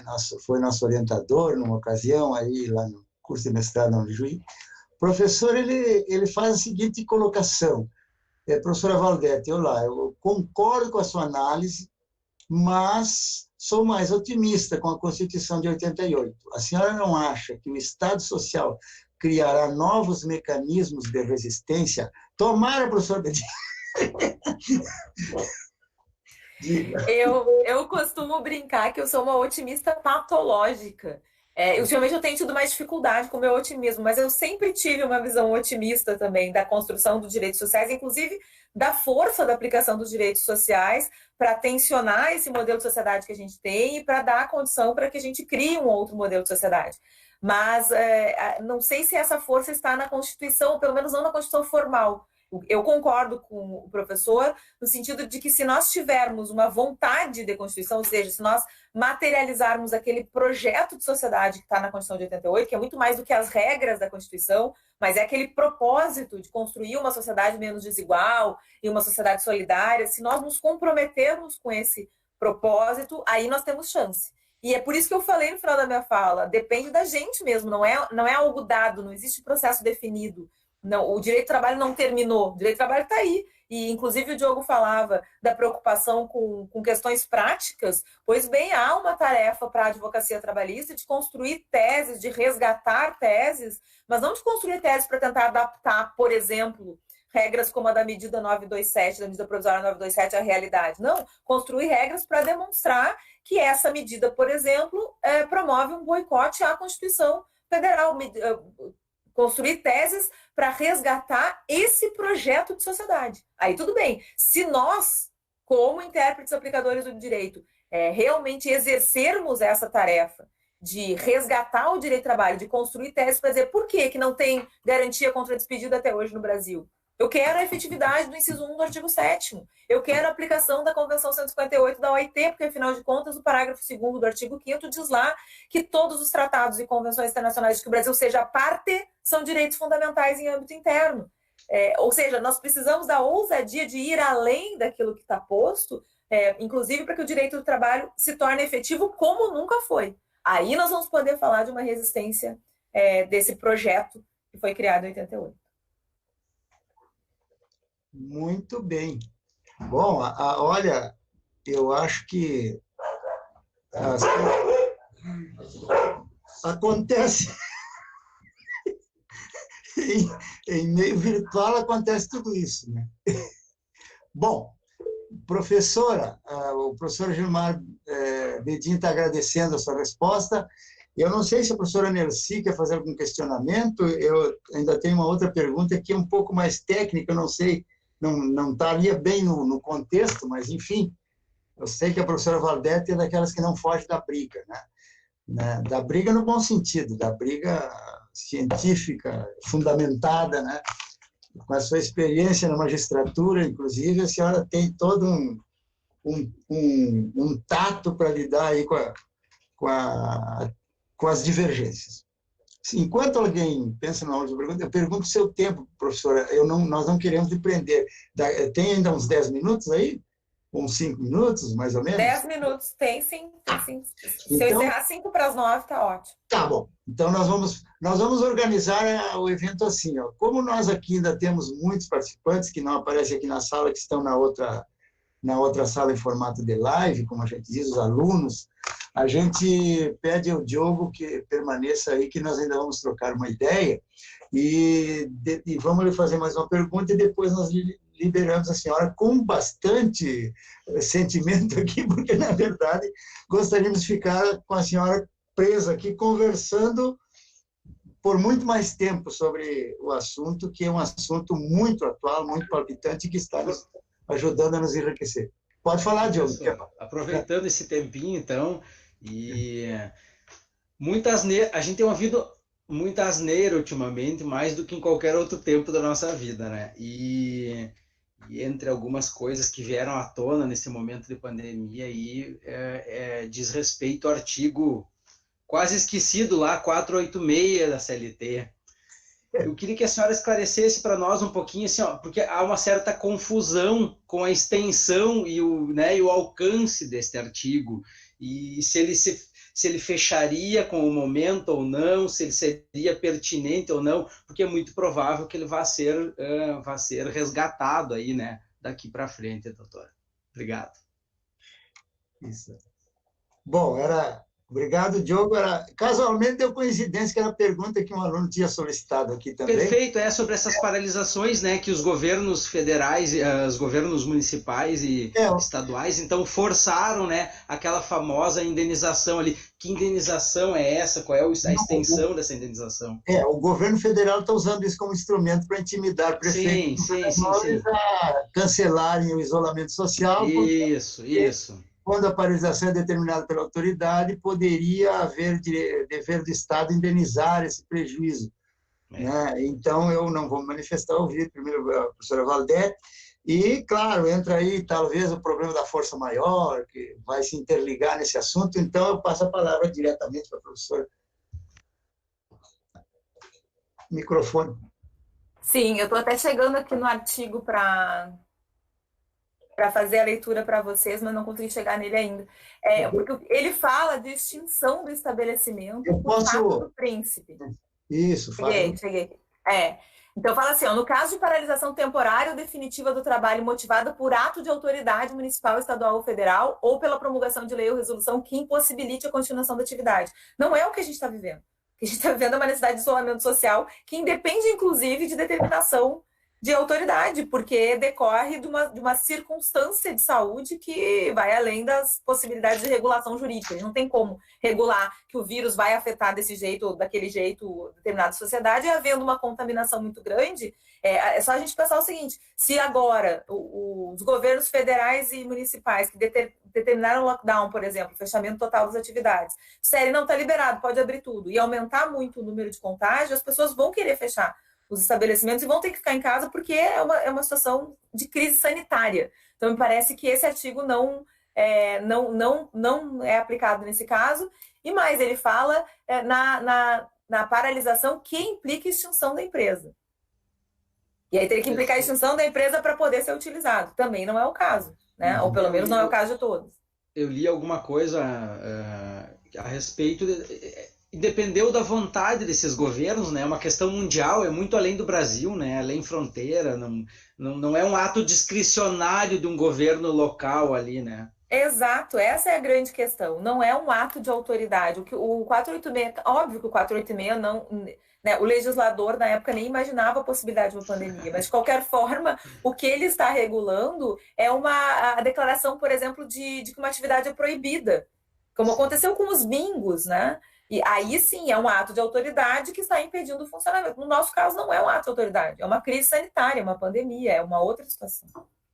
Perfeito. Professora, por último, aqui já vamos encerrar. Vamos aqui estabelecer como última pergunta de um aluno, ele faz uma narrativa aqui e leva mais para o lado da solução tributária.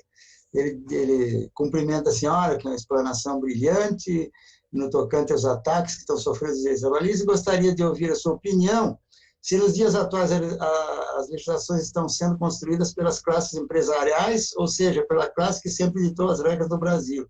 Ele destaca que os privilégios tributários são construídos pelos próprios empresários. Como podemos interferir para que ocorra uma melhor incidência de carga tributária capaz de trazer recursos públicos suficientes para enfrentarmos a atual pandemia de saúde que estamos sofrendo? Veja um grande entrelaçamento dos direitos trabalhistas com o desenvolvimento dos demais direitos como um todo. Porque até hoje os governantes não têm solicitado a participação efetiva das instituições financeiras na contribuição para solucionar as mazelas da sociedade atual. Com essa pergunta, depois que nós vamos encerrar. Então, a palavra é sua, doutora Valdete. Essa pergunta mereceria, muito boa, por sinal, a pergunta mereceria um tempo bem maior de resposta. Porque, na verdade, assim, sempre quem ditou as regras do jogo foi quem deteve o poder. Isso é o sistema que nós temos. Então, é muito interessante a forma como a pergunta foi formulada, porque, na verdade, é um insight, né? A pergunta já demonstra que nós temos um direito, uma regulação jurídica, o Estado regula juridicamente a relação entre capital e trabalho, sempre com uma perspectiva, vamos ver o direito civil, por exemplo, né? Uma perspectiva de proteção ao patrimônio, uma perspectiva de preservação da ordem. E que ordem é essa? É uma ordem de competição, é uma ordem que não é para todos, é uma ordem que estimula a acumulação de riqueza. Então, isso sempre vai acontecer. Por isso que o direito tributário é o que é, por isso que não há uma tributação, por exemplo, escalonada, por isso que nós não conseguimos tirar do papel até hoje o imposto sobre grandes fortunas. E é muito engraçado a ideologia desse sistema que a gente tem, porque quando a gente pergunta, por exemplo, num ambiente de pequenos empresários sobre a taxação de grandes fortunas, muitos deles dizem, não, eu não quero isso, porque, imagina, se um dia eu tiver uma grande fortuna, eu também serei taxado. Só que eles não se dão conta que eles não vão alcançar esse patamar, porque no Brasil hoje é menos de 1% da população que detém essa condição, né, de ser alguém que detém uma grande fortuna. E mesmo assim a gente não consegue tirar do papel previsões como essa. E isso nos dá a perspectiva de que nós precisamos de uma mudança estrutural muito mais profunda, especialmente num país como o nosso, porque essa é uma realidade de qualquer país capitalista. Quando a gente pega o caso do Brasil, a gente ainda vê que é um país com uma lógica de colônia, né? Nós temos uma lógica de colônia. Veja que apareceu numa outra pergunta, como nós vamos fazer para atrair investimentos estrangeiros? A gente tem essa lógica de criar condições para que alguém venha retirar o que é nosso e leve isso para outro lugar. E nós não temos a lógica de construir aqui uma economia desenvolvida e que se sustente sozinha, que seja com uma divisão, uma lógica de divisão de riquezas diferente. E isso significa dizer que mudar essa realidade, que é a pergunta, né? Como fazer para mudar essa realidade? Só mudando o sistema que nós temos. E aí é uma tarefa histórica ainda mais profunda e acho que tem que estar na agenda de quem, por exemplo, hoje está estudando direito e está nos assistindo, precisa começar a pensar seriamente sobre isso, sim. Talvez um outro modelo de sociedade, sobre outros parâmetros, seja a única saída para a manutenção da vida humana na Terra, porque é disso que nós estamos falando. Quando a gente faz toda essa discussão sobre a questão da pandemia, hoje, os efeitos dela na sociedade, e efeitos que podem ser desastrosos e que, no nosso caso, vão se prolongar por muito tempo por uma gestão pública absolutamente contrária a qualquer tipo de proteção social que nos garanta superar essa crise, nós estamos falando, na verdade, de um modelo de sociedade que já não está mais servindo aquilo que se propôs. Então, a solução desse problema passa por mudanças estruturais na forma de organização social. Mas aí, o direito do trabalho é ainda mais fundamental, porque o direito do trabalho é o que garante condições materiais de existência para quem vive do trabalho. Ou seja, que garante que as pessoas tenham condição de comer, de vestir, de morar. E só tendo essas condições é que as pessoas vão poder pensar sobre o modelo de sociedade que nós temos e construir um modelo diferente de sociedade, que talvez seja viável no futuro.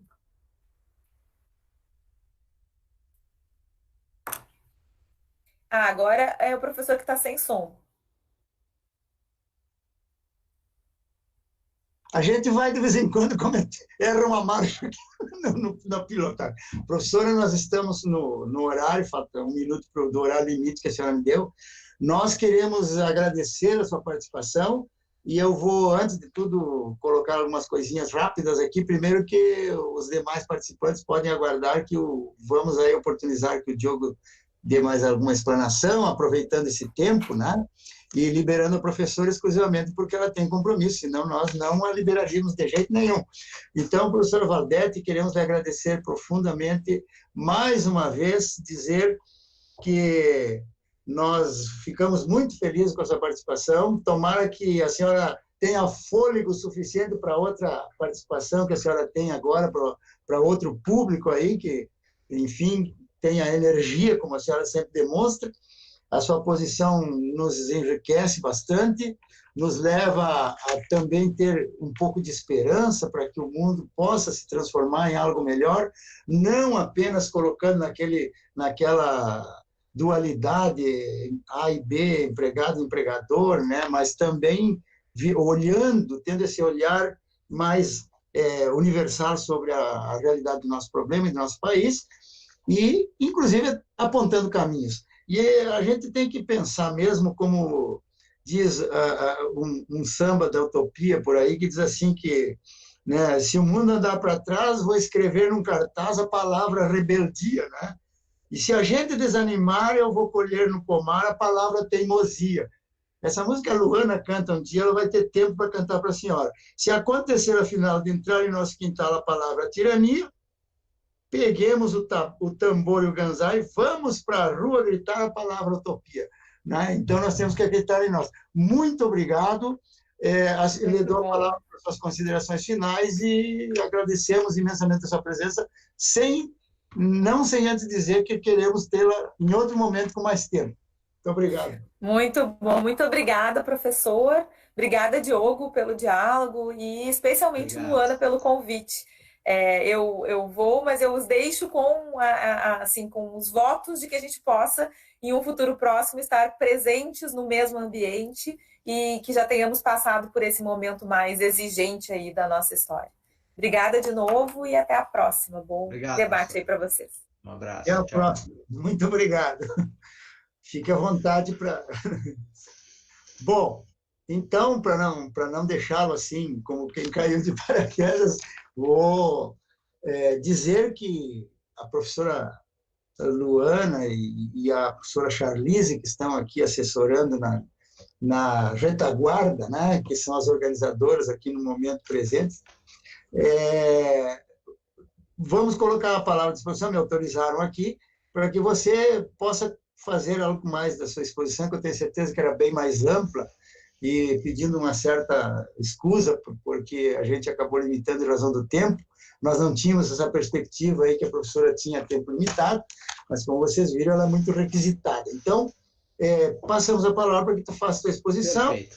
E aos demais participantes, os alunos, os professores, os colegas que queiram intervir aqui, fazer alguma colocação. Eu não sei qual é o tempo, daqui um pouco eu vou saber, mas o evento, então, tem continuidade e vamos aproveitar esse momento até mesmo para poder refletir sobre tudo isso que foi dito pela professora Valdete, que tem uma larga experiência, tanto na vida acadêmica, né, quanto na vida na magistratura, muito ligado aos direitos sociais. Então, Diogo, você continua com a palavra. Obrigado, professor. Agradeço mais uma vez a oportunidade, tá? É um prazer imenso. Agora vou falar um pouquinho mais de calma, né? É um prazer imenso, então, na condição de egresso da URI, né? Voltar à minha casa, né? É como o cara voltar para a casa da mãe, né? O cara volta para cá e se sente em casa. Eu fiz minha graduação aqui na URI, Santo Ângelo, sou filho da casa, tive a oportunidade, a partir do ano de 2016, de dar aulas na URI, num curso, numa pós-graduação, e faço mestrado na URI, estou finalizando esse ano meu mestrado também, então mais filho da URI que eu não tenho, e é um prazer imenso voltar aqui, e voltar ainda para um debate tão rico, né, com a doutora Valdete, pessoa que eu já tinha tido a oportunidade de assistir presencialmente, o senhor também se encontrava naquela ocasião, no Sindicato da Alimentação em Santo Ângelo, uns 2 anos atrás, 3, não me recordo. Era logo pós-reforma trabalhista, assim, e o discurso dela sempre é muito acalorado e muito valioso, né, porque ela traz toda uma contextualização histórica, né, nem só penalizando governos mais recentes, mas, na verdade, toda uma construção da sociedade brasileira. E o que eu consigo pensar em tudo isso e nessa pandemia e nessa crise sem precedentes que a gente tem vivido, é que a gente vai ter que sentar e se ressignificar. Aliás, a palavra que está em alta neste momento é se ressignificar, né? Nós vamos ter que nos ressignificar enquanto profissionais, nós vamos ter que nos ressignificar enquanto marido, pai, irmão, filho. Por quê? Porque as relações vão se modificar. Né? As relações vão se modificar daqui para frente, e o que me parece é que isso é um marco permanente, né? Elas vão ter outro porte, elas vão ter outra dimensão, e daqui para frente, então, a gente vai ter que repensar tudo. Repensar como a gente age dentro de casa, repensar como a gente age no nosso trabalho. Então, assim, o direito do trabalho, e nós, operadores do direito do trabalho, né, não vamos poder escapar disso. Então, talvez seja o momento de alguns resgates, como a doutora Valdete bem registrou ali, né? E eu penso sempre muito, e atuei 11 anos aí como advogado de grandes indústrias aqui da região e do Vale do Itajaí, e penso que é hora do empresariado não repelir e não afastar a figura do sindicato, e não é hora de olhar torto, não é hora de ver polos, é hora, no meu ponto de vista, de sentar à mesa e entender uma coisa, todos seremos afetados, entendeu?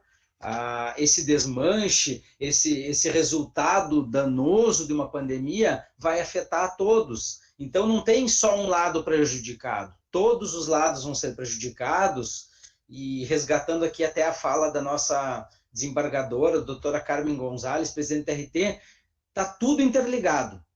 Você detonar um lado, você está detonando o outro. Então, nós temos que trazer isso à mente nesse momento de ressignificação aí, e pensar. E eu vejo muito a negociação coletiva como um dos poucos caminhos práticos aí, das poucas alternativas que nós temos na mão, e que até é uma questão de resgatar, porque ela ficou bastante afastada, né? Você fez de tudo até para, na verdade, que isso deixasse de existir, e eu acho que é o momento das empresas sentarem com os sindicatos e negociarem conjuntamente e pensarem o futuro juntos. Por quê? Vai depender da sobrevivência de todos, da própria empresa, dos empregados, do sindicato, da sociedade como um todo.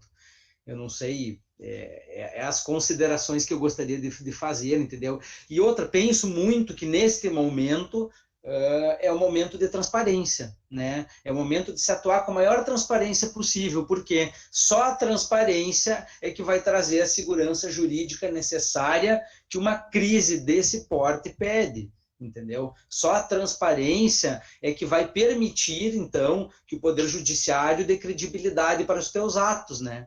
Então, eu vejo um momento de se botar as cartas na mesa e de se trabalhar junto. Bom, também muito obrigado, sempre brilhante. Diogo, esperamos contar contigo em outros eventos aqui, né?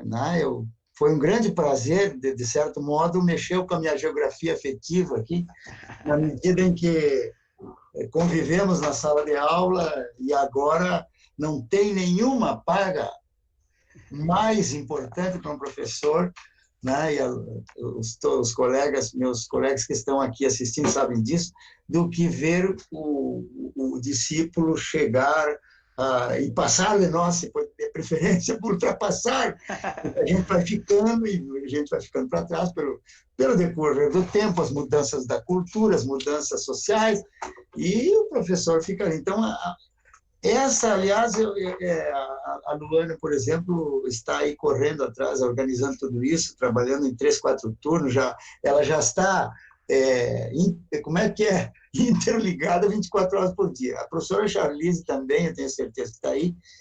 E aí, pelo menos tem um consolo. Ser professor, né, a função de professor é a única que tem essa recompensa que as outras não têm. Né, de poder assistir o fruto do seu trabalho, da sua contribuição. Né, criar pernas nas pessoas, criar asas. Né, a Luana diria criar asas. Né? Mais que pernas, é verdade. Bom, eu te agradeço mais uma vez e já fica aí, de minha parte, além desse registro sentimental, também a satisfação que eu teria de tê-lo de novo em outros eventos aqui da nossa universidade. E sucesso no mestrado lá, contando sempre com todos nós, tá? Eu passo antes a palavra para a professora Luana e para a professora Charlize, enfim, para fazer algum encerramento. E a professora Charlize, não sei se encontra ainda. Encerramento é com você, professor Alfaro. Só tem cacife para isso, só gostaria mesmo de agradecer o Diogo pela contribuição, pela explanação, ou seja, sempre bem-vindo à nossa universidade. É muito bom, de fato, quando um bom filho a casa torna, né? Isso. A gente fica feliz e o professor muito bem evidenciou essa nossa satisfação enquanto docentes de ver os nossos alunos criarem asas, né? Afinal, como diria Frida Kahlo, pés para que os quero se tenho asas para voar, né? Isso aí. Teus voos sejam belos e o céu seja o teu limite. Perfeito. Amém. Eu não te disse que ela ia falar em asas. A poesia está na alma da professora Luana. Bem, eu não sei, eu acho que por aqui ficamos, né? A professora Valdete acho que nos brindou com uma magnífica exposição. E como ela sempre faz, e o Diogo também. Então, eu acho que nós estamos aí diante de um desafio. O Diogo falou muito bem, eu acho que o termo que o Diogo utilizou é o grande desafio que tem diante de nós. Então, estamos vendo que, apesar de tudo, não é um problema só político, não é um problema só ideológico, embora possa existir tudo isso, é um problema que hoje nós fomos atropelados por uma crise muito maior que nós, muito maior que o nosso país, uma crise mundial, e que, de fato, parece que veio para nos ensinar algo. Quem sabe a gente parte daqui desse evento, desse simpósio de estudos jurídicos, de egressos, e que se justifica com a participação do Diogo, né, por ser também dos egressos, e que a gente possa encarar, especialmente a URI enquanto universidade, possa encarar o curso de Direito, capitanear, quem sabe, esse resgate do direito do trabalho e também dos direitos sociais, porque, afinal de contas, não é o direito do trabalho apenas que está sendo alvo de todo esse desmonte, né? Vai além, né? Vai muito além. Então, quem sabe, a cultura, né? A cultura, a educação, nós estamos aí, né? Então, tudo isso vai depender de muito esforço de todos nós. E aos alunos que participaram, agradecemos a presença. A quem formulou perguntas, nós agradecemos também, serviram para iluminar o nosso debate. E que é um debate que não termina aqui, não é um assunto que a gente tenha trazido aqui para dar resposta, mas sim para abrir uma reflexão que vai continuar na sala de aula, vai continuar nas leituras, vai continuar na nossa vida cotidiana e que a gente espera que todos encarem como cidadãos, como alunos, como professores, como advogados, como profissionais, enfim, e que a gente possa, então, enquanto povo brasileiro, ver correr nas nossas veias um sangue da esperança, como a professora Luana diria, né? Muito obrigado a todos. Obrigado. Participem do evento de amanhã. Amanhã continua o nosso evento, né, professora Luana? Dia 28. E, por hoje, só temos a agradecer a participação de todos, que abrilhantou esse nosso evento e o apoio dos cursos de pós-graduação aqui da URI, né, que permitiram, com o curso de graduação em Direito, a realização deste maravilhoso evento nesta sistemática virtual, que é uma nova experiência. Aí. Então, com direito a cachorro e tudo, né? Vida de cachorro e tudo para poder ser, né? Para ser bem live mesmo. Isso aí, professor. Eu queria agradecer muito, agradecer o convite da professora Charlize, agradeço as belas palavras do professor Valdir Alfaro e da professora Luana. É um prazer imenso aqui e que isso sirva de estímulo para outros alunos, então, sempre encararem desafios, tá? E a gente tem um grande aí pela frente, tá? A sociedade brasileira tem um baita desafio pela frente. Vamos